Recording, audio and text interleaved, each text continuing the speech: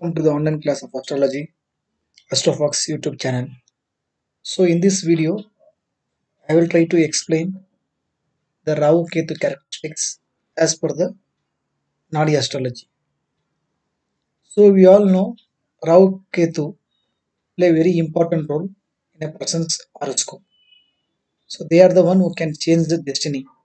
That is the reason they are called as the DNA of astrology or the carriers of genetic traits with respect to astrology.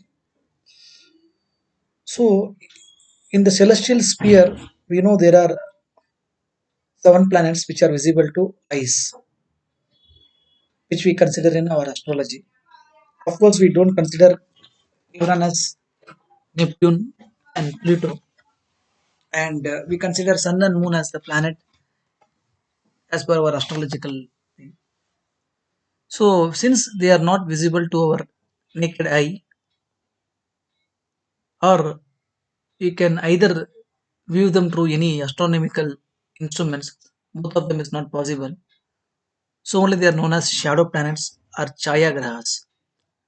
They don't have any shape or size unlike other planets. For example, Mars we can give the dimensions, Earth we can give the dimensions like that.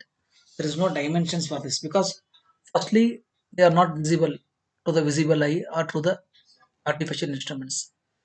They are just the mathematical points, but which have a very immense value as per astronomy. But as per our Hindu astrology, we have a big story for them in what way they existed, how Rahu were actually formed. That's a different story. But as from the astronomical perspective, we will try to see what actually they are.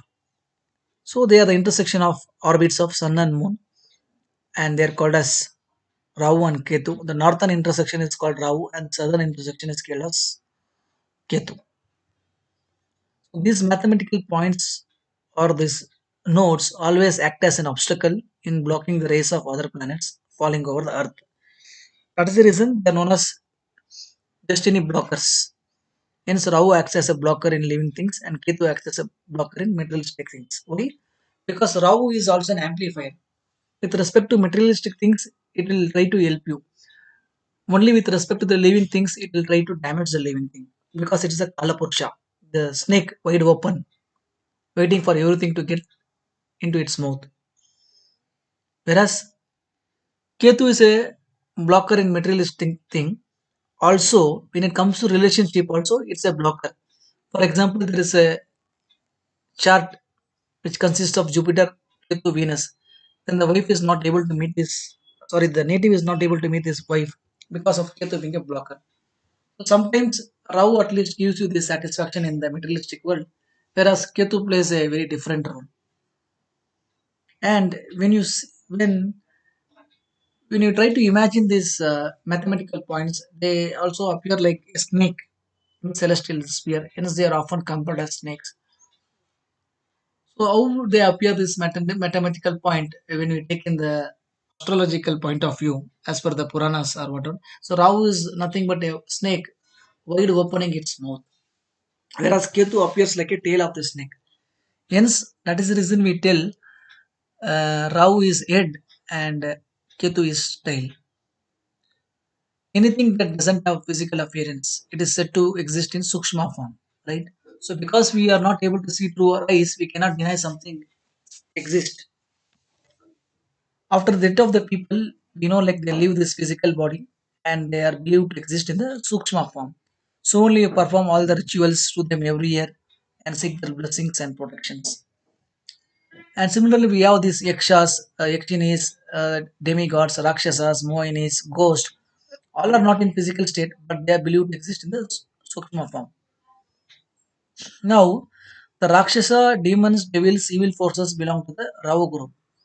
And all the sattvic forces like the devas, siddhas, all those people, spiritual gurus who have been equivalent to the siddhas, they all belong to the Ketu group. Now we'll try to see the karakatvas of Rahu and try to understand with like there are n number of karakatvas. Here I mentioned only few, but you can even give 50 to 60 karakatvas for Rahu and 50 to 60 karakatvas for Ketu itself.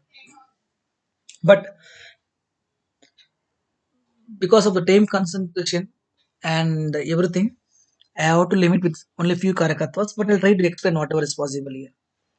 Karakatwas of Rahu, as we already discussed, Rahu is a snake mouth wide open.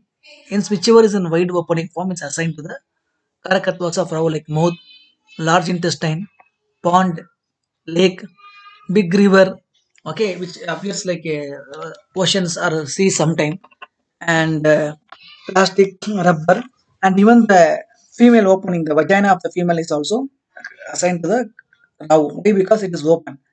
Whereas that of a male, which looks like a tail of the snake, it is the penis is given to the Ketu.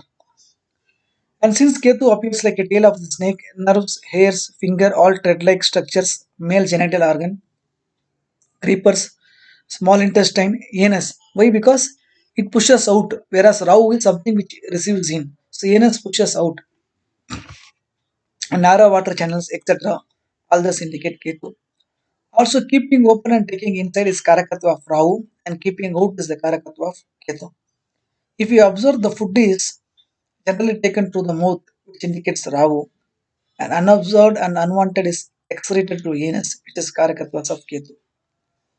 In human relationship also, if you observe carefully, the man is the one who transfers the seed, woman is the receiver. Thereby, male reproductive organ is compared to Ketu, whereas the female organ is received is compared to Rahu. So breathing takes place through nose. We know like oxygen is represented by the Jupiter, the life, the Jiva, and that is the reason the nose is assigned to the Jupiter.